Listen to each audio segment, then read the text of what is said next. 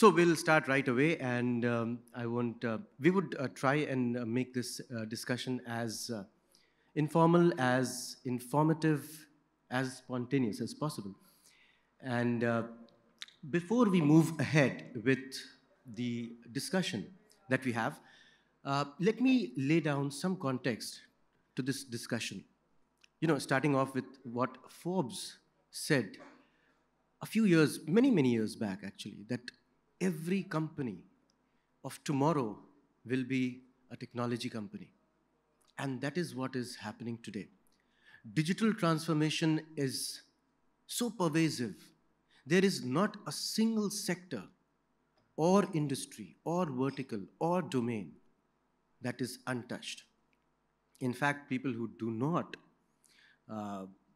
jump onto the bandwagon, they'll be left behind. And the proof of the pudding is in the eating. You just go outside, and the number of booths that you see of, people who deal in technology is humongous. I think most of them are technology companies in some form or the other. With these words, I would really want to start with a few points, particularly in the context of so much that has been happening in the, in the realm of technology. For example, I mean, who doesn't know about ChatGPT today or whatever? I mean, people are so clued in. There was a time when, there would be people who would not have heard of it. But today, the entire phenomenon is so pervasive. Everyone knows about it, and they all want to leverage it. And this couldn't be truer than for the retail sector. And as we move along the discussion, we will have a lot of examples coming along on how, things like personalization, hyper-personalization, search, how have they really evolved? And how has the customer become the center of everything in today's omni-channel world? With these words, let's set off immediately, and I would request my very good friend Ranjit to really have, can we have your opening remarks? It will be great to do that. Sure. Thanks, Muqbil. So, retail is not anymore about stores, is it? It's more about stories. The stories that the brand wants to tell the customers. It's about building engaging narratives, immersive experiences. And earlier stores were more for the convenience. Now, whenever a customer wants convenience, they just go online. So therefore, the stores have to be more than that. And now with online brands going physical and physical stores going online, and with omni-channel being a buzzword for the longest time, brands have started investing in that, and customer journeys have also started changing. So how many of us ever buy a product other than basic stuff like grocery? Even there we go to check whether Blinkit gives you at a better rate or Swiggy will give it to you at a more reasonable rate. So most of our shopping has become omni-channel. It has gone. It's no longer linear. It's across devices, and therefore it's also become more tougher for the retailers to manage the customers across these different channels. By manage, I mean earlier in the early days of multi-channel retail, the strategy was more channel focused. But now the imperative for retailers is to have a common experience across channels and make sure that when the customer goes from the mobile to the web to the store, the experience is extremely seamless, and it is contextual to the device or the channel through which that customer is interacting with the brand. And therefore it's in this context that personalization becomes very, very, very important. So you have to personalize with respect, obviously, with the brand, with the channel, with the device, with the store, and the context that the customer is in. So I think going to be very interesting discussion. Looking forward. Absolutely. Going back to my previous remark about how the customer has really emerged as the king in all of this, because when I see efforts being made to incorporate all kinds of technology, the eventual aim and objective of that is to make the entire experience superlative as far as the customer is concerned. Any thoughts on that, on the customer centricity and how it has really evolved over the past few years? Yeah, yeah, yeah. Yeah, so I touched upon it a little. So earlier the retailers were endeavoring to actually have a multi-channel approach. So if the customer comes on the web, then the search has to be great. I need to have very rich content. But now it is becoming a more of an omni-channel approach. And also now the customers are sharing more and more data. So as customers are becoming ready to share more data, retailers and brands are also using this data to make the customer's journey more hyper personalized, like you said. And you can also today augment the data that the customer shares with you with publicly available data like search data, for instance, the data that you collect using cookies, what the customer is doing on other sites, and then get all of this data together, and then use this data to actually serve create a segment of one for the customer and give them a very, very custom experience. That's a very interesting point that you made, Ranjit, and it actually provides a wonderful segue to my next question, which goes to Ranjan. So, Ranjan, your thoughts on customer centricity and also something that Ranjit just spoke about, when he was ending his remark, personalization of one. Is it desirable, not desirable, possible? First of all, whether it's possible, not possible, whether it's desirable, that can also be the focus of your remark, starting with customer centricity. Thanks, Muqbil. I think what's important to look at from a customer centricity perspective is who is the customer and what are you wanting to do with that customer? What is the end game that you're trying to reach? We've all seen the mom and pop stores which were run by an owner. What was he doing? That was the best example of personalization that they did. Because they always knew the customer who walked into their stores, whatever they wanted to buy. They knew their behavior. They knew their patterns of what they were trying to do. Who all were there in their family. What are the occasions that they celebrate? And then they used to recommend and suggest. And that was the relationship where you did not needed a very, very unique recommendation engine or a personalization engine to do it. It was all in that man's brain, the guy who was sitting behind the counters selling to that customer. That's what we are trying to achieve through personalization, through recommendations today. And the biggest challenge that we have is we don't have that owner sitting behind in that store. And it's not a very small store anymore. We have hundreds and thousands of stores. We have customers walking up to us through different channels, through different medias. They are connecting us, they are leaving their traces across different places. And it's all about for us to be able to give them a seamless experience because that customer is expecting a seamless experience.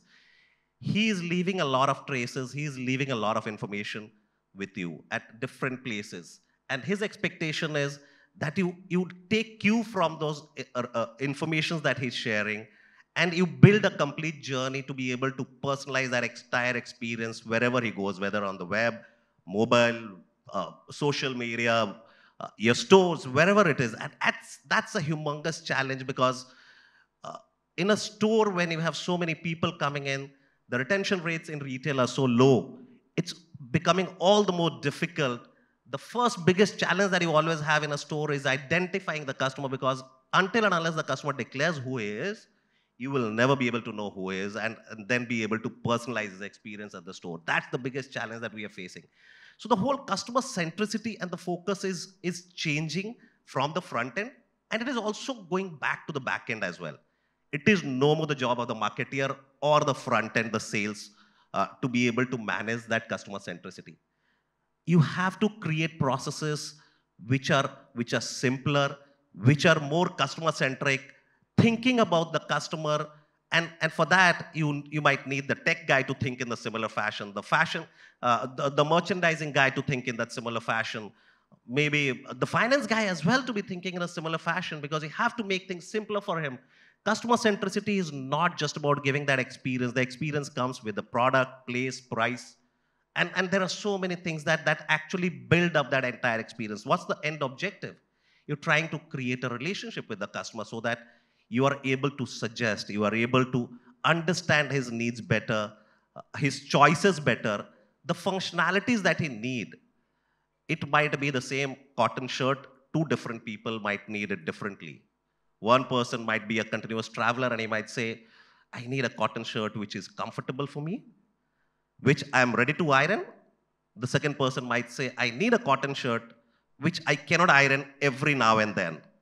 I might need something which is wrinkle free, still giving me that same feel.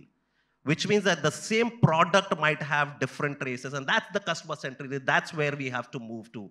And every customer could be different from one another. And the same customer could also be different at different instances. He might not behave similarly at all times. So you need to keep that in mind and be able to personalize his experience basis whatever is his need at that point of time. Great inputs from you, and I totally agree with that. But Ranjan, the next part of my question was, do you think that this kind of hyper-personalization, which eventually would lead to the personalization of one, which means you track each and every customer, is it possible given the technologies that we have today, and is it desirable? I think it's a difficult task, actually. If you look at segmentation, is something that we've been doing for ages now, and we've started tracking customers and putting them into segments and treat them as the unit of segment. But going down to the unit of one is a tough ask, and different product categories will need different things. And it's not necessary. An FMCG guy might not need the unit of one as a personalization, whereas a fashion guy might need much more closer. Whereas an automobile guy might need it completely personalized to the unit of one. So it will depend between in the categories that you are retailing in, products that you are retailing in. Every product will have their own asks. It is desirable.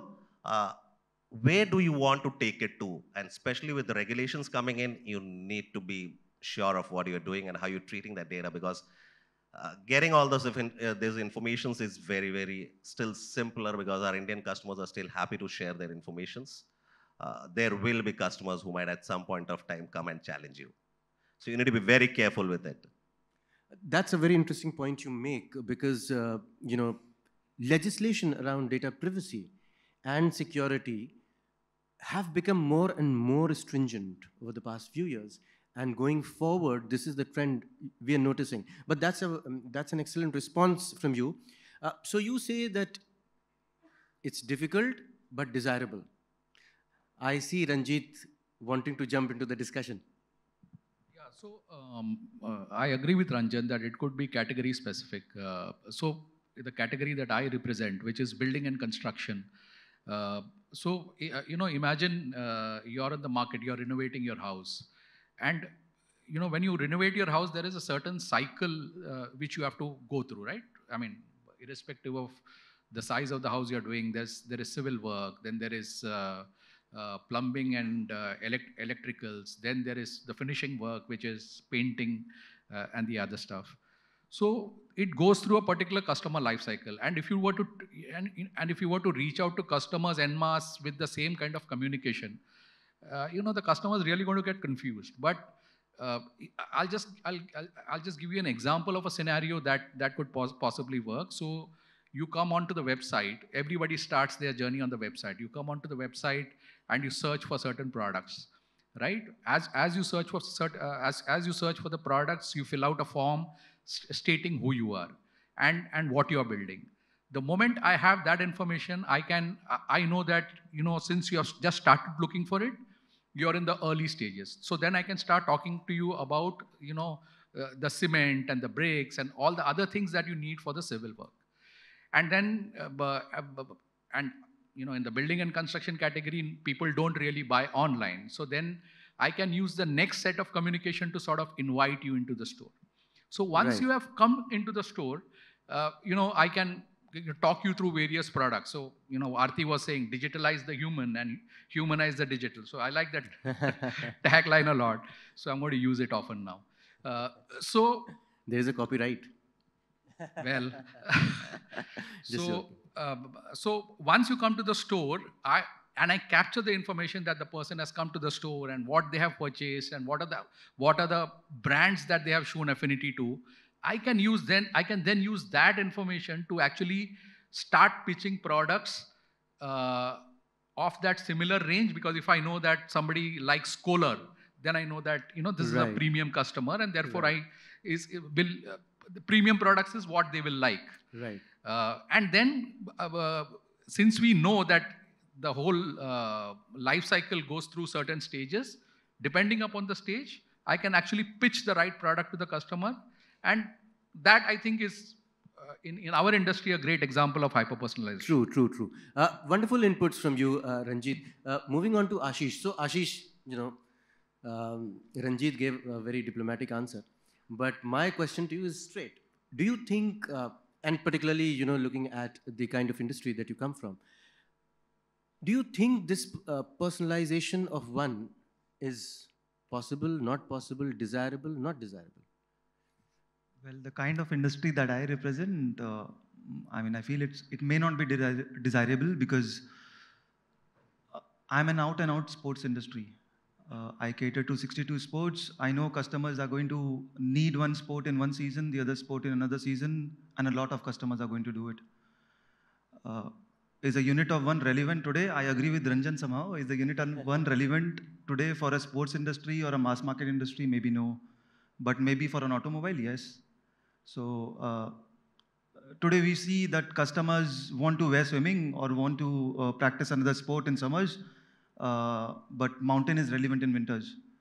So it becomes really different when customers are trying to identify, personalize, and when we as companies are trying to identify and personalize with the customers, we want to cater to their needs, but at the same time identify what targets a specific category, how do we segment the customers, and then we sell.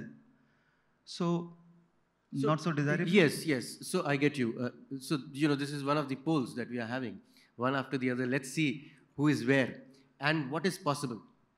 Sticking on to you, Ashish, so in this era of data and personalization and search, what are the various ways, various emerging technologies that you are leveraging in order to reach out to that customer and ensure that they stick with you? So, like I said, we represent 62 sports that we are catering to customers in India.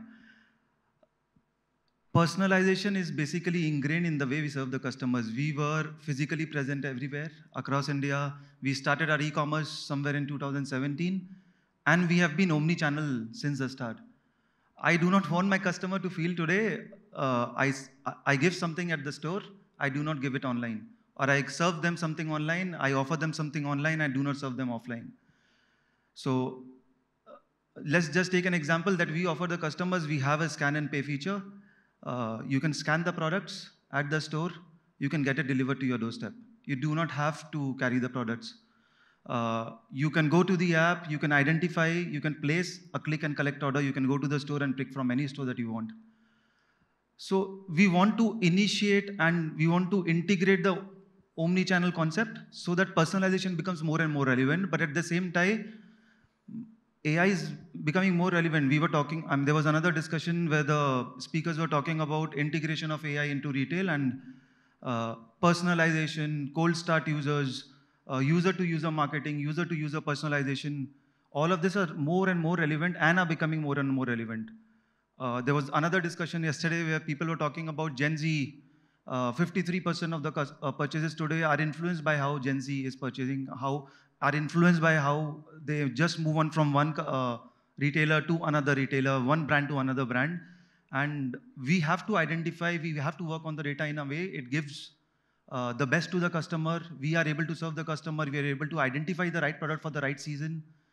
So it's everywhere. True. Well said.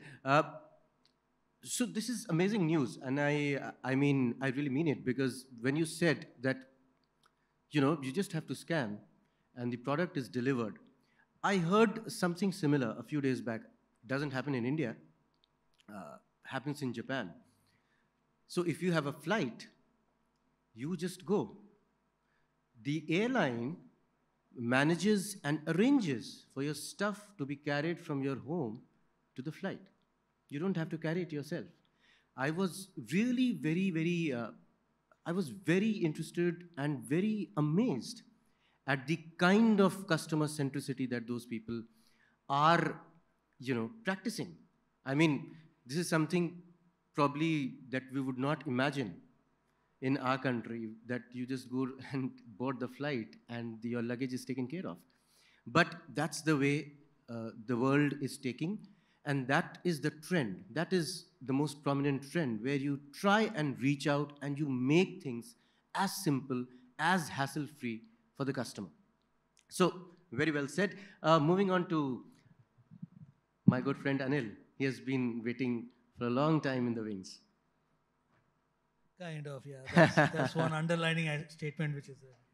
So, where do you position yourself as far as search, personalization, and the emerging technologies are concerned? So, before I get into that, one thing which you are really talking about here is data. True. So all this personalization and everything lies very much true unless until your data is not talking about it.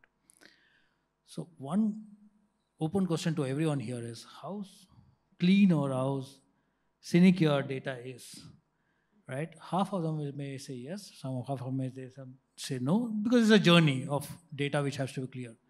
So personalization for me and from our organization perspective, we are in a stage where we are trying to refine the data, if I have to say that, right? From the aspect saying that, do I really have enough data with me? Previously, we used to run with, in fact, yesterday I was talking to someone, I was telling him that previously we used to run with data which is 64 attributes kind of thing. Today we are crunching almost 1,000 plus attributes of a single entity or a single portfolio, if I have to call it. So saying that the unit to one, I don't think so. That's very, very category specific, very, very category specific. True. Let's try to figure out some trends first, right?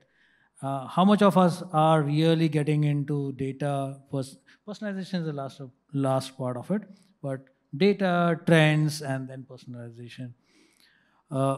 We are lost here, somewhere in the trends part of it, because I'm not sure how clean our data is. So what I'm coming to is, and what I'm trying to say is, while you are doing so many things about personalization and you're looking at personalization, please also look at the flip side of it, whether the personalization is going in the right way or not. That all depends on your data, which is underlining all of it. So I think that's where we are working heavily on. Right. Just playing the devil's advocate, what I am generally told is that there is an explosion of data, and the amount of data that is being harvested by enterprises is humongous. And most of it goes untapped into or not leveraged enough. That is, just, bringing in a contrarian view to what you said. But of course, I get your point about the quality of data, how structured it is, how well are you able to leverage it. Excellent points. Sonakshi, would you like to add on to this? Yeah, so agree to this point that data is super important, and more important, the fact is how structured it is. But there's one fundamental change that has happened in our society now, which is ChatGPT. So, and I'll explain this with an example. before ChatGPT, which was November 22, anything that you want to search or anything that you want to make sense out of from internet, you used to do it via keywords. Let's say a black dress. You would put this keyword black dress on Google search and try making sense out of it. So everything fundamentally was happening basis a human mind which comes with an intent, which is why I want to purchase a black dress. Maybe it's a date night, but inside your mind, you convert it into a what kind of question, which is, okay, it's a date night, I want a black dress. And then you go to Google search or you go to any of the retailer's website, you make that happen. But this is fundamentally changing now. AI technologies, not just ChatGPT, but also Gemini from Google or any other open source model that's coming today, they have fundamental technical power to understand unstructured data as well. So till now, the discussion about having personalization or adopting personalization has been always at the level, should we do it or should we not? And why it has remained at that level is because it's super difficult to do it. And that's fundamentally changing. And it's not anymore a question of should we do it or not, it's actually happening. So currently, with 2,000 plus brands that we work with, they are, like, we are seeing consumer behavior where people are coming, asking questions. I am out, I want to go out on a date night, what would you recommend? Or the question which Ranjan said, I'm looking out for some material which is, I don't need to iron it every day. And it's like number one problem that comes to my mind. I don't have actually a help who could do it for me every day. So, let that person ask it and let that person get an answer from the data that you have. And let your technical team do not worry about building these models. There's AI, amazing technology, ChatGPT, that has already built it. The only thing that you need to do is just plug in your unstructured data, that's it. So yeah, that's one thing. It's becoming easier. I wouldn't say personalize it, but I would say it has become easier to humanize it. And within 6 to 7 months, you would see a lot of retail and e-commerce companies adopting to it. And there is no option because the consumers will be spoiled. They would be in a thought process to ask questions which are coming to their mind and not in the thought process to convert it into some keyword-based search and then buy the product. So yeah. Right. Hello. Thank you. But I'm not sure. Ranjan, do you want a black dress for a date? I think he's more of a brown guy. Depends. It will depend upon the person because not everybody would want a black dress for a date. People might want brown, somebody might need white. So it depends upon that person and the place where they're going for a date as well, because it is not just about going out for a date. It's about the location. It's about the weather. It's about so many more things which are coming into this play where it is determining what do you want really. But you look really weird in a dress, whether it's black or brown. That was just to provide some humor. No, so yes. No, I think Ranjit is going for a different color. To the dramatic answer that I gave early, I want to give a very straight answer. I think the hyper personalization is both desirable and possible. Whether brands and retailers have the will and know-how on how to do it is the question. The tools are available, right? True. Across industries, I think it is whether it's a Decathlon or whether it's an FMCG, it is desirable. To give you an answer, since Ranjan is a friend, I can take some liberties. Now suppose Ranjan goes, to the grocer. We have already taken a lot of liberties with him. Suppose he goes to the grocer and the kirana wala. He gave the example. That's why I'm picking on him.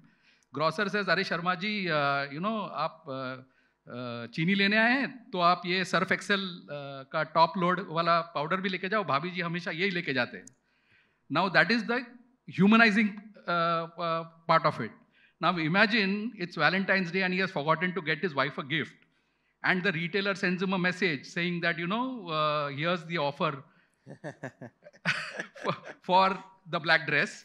Okay, so that's digitalizing the human. So I think it is required across industries. That's a very, very informative take on a joke. Thank you, Ranjit, for doing that. Sticking on to you, Sonakshi. So, how can something like AI, artificial intelligence? You've spoken about generative AI in depth. I remember that.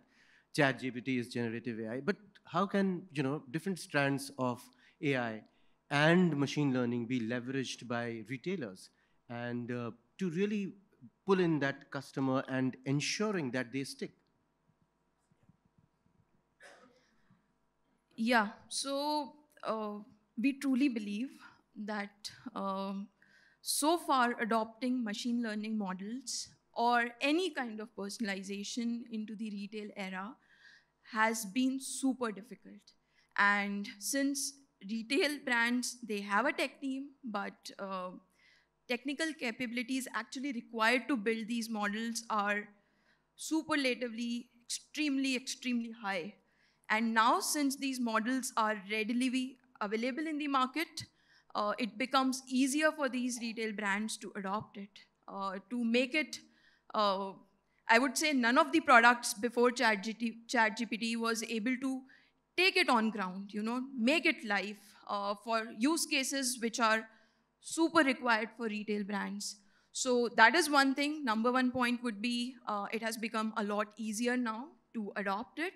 And the second point that I would like to bring up is, like continuing to what Ranjan said, on a date night, yeah, maybe I require a brown dress. Maybe I don't even require a dress. I require a jeans, or it could be anything.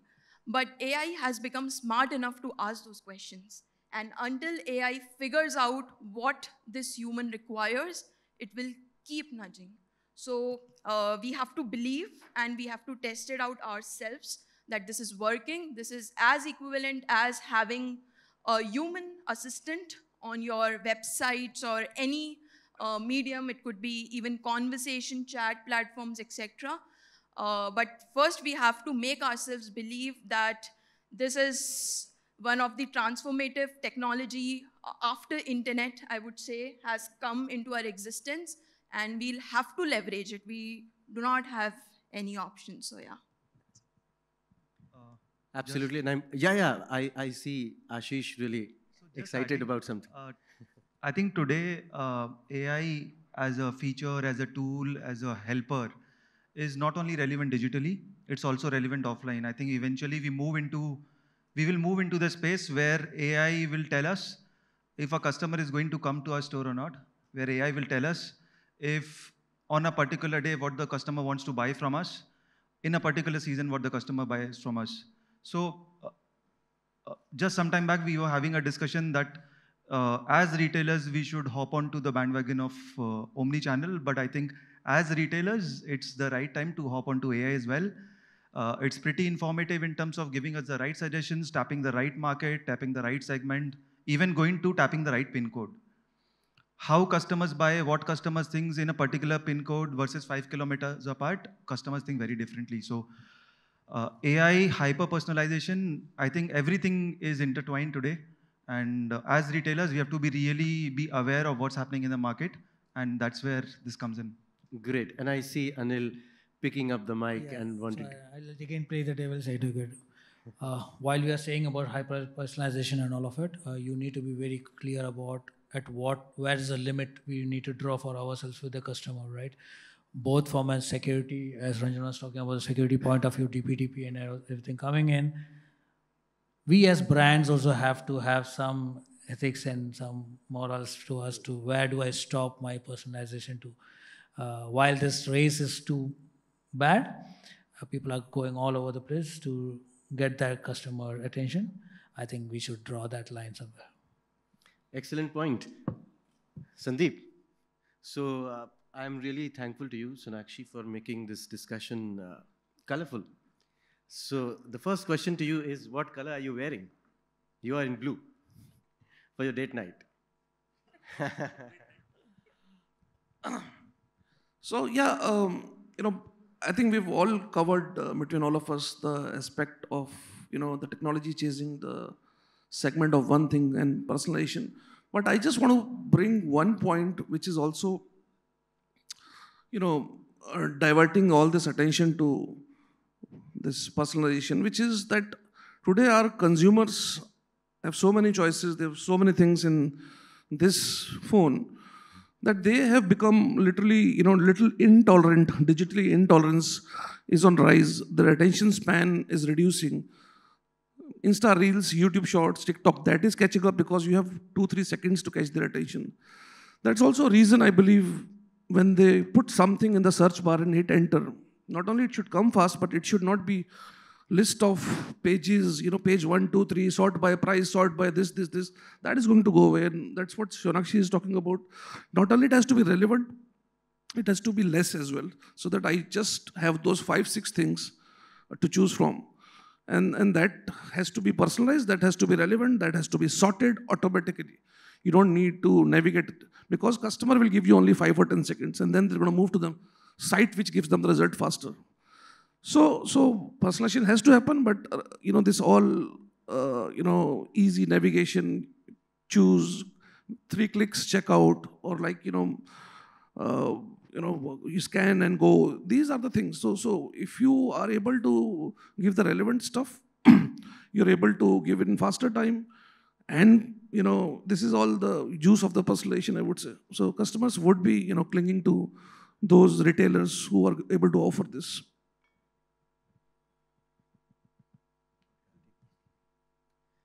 Thank you for your remarks, Sandeep. We have been talking about, since yesterday, we've been talking about data, we've been talking about AI, chat GPT. Let's just forget about, because there is a vast spectrum of technologies available today. Let's talk something about maybe IoT, Internet of Things. Let's talk about something like blockchain. What are your views on the leveraging of these technologies, and are you using any of them for, really ensuring that customer centricity? Because we have been talking about AI since yesterday and data and all of that. Let's shift the discussion a little. I'll connect it, excuse me. I'll connect it back to my, previous point. So if you're able to engage customer more while they're on your site or in your store, you increase their dwell time and their propensity to shop will increase. How do you do that? Of course, there's a lot of technologies, virtual mirror and shop a look and things like that. In fact, and we are very strong as a business in a beauty segment, and there, we're experimenting with something called a magic mirror, where you can put on the various cosmetics and see how it looks on your face in real time using AR technologies.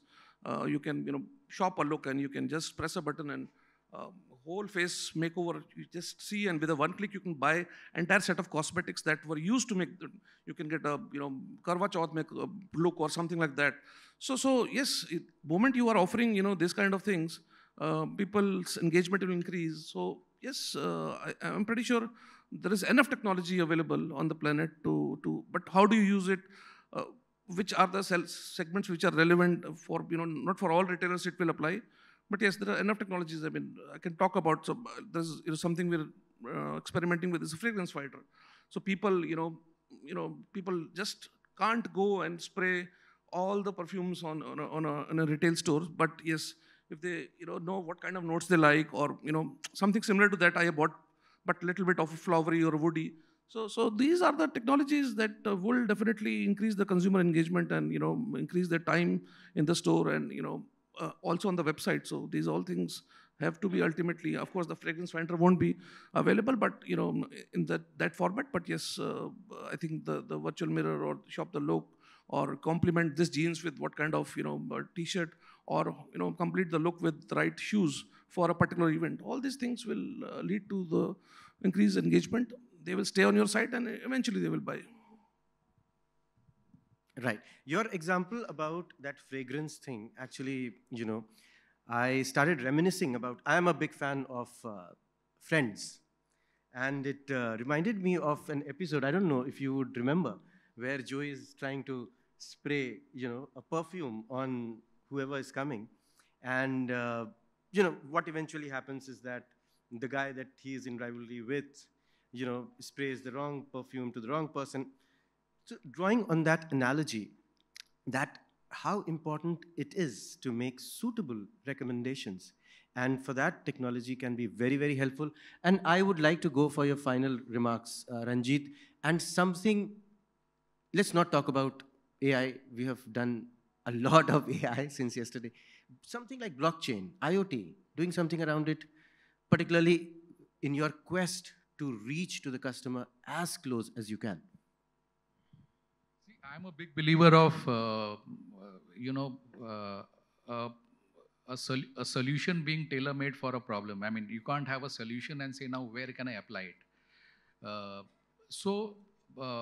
I think very early stages of IoT where people believed that, it could be used in various retail use cases. Some trials were done.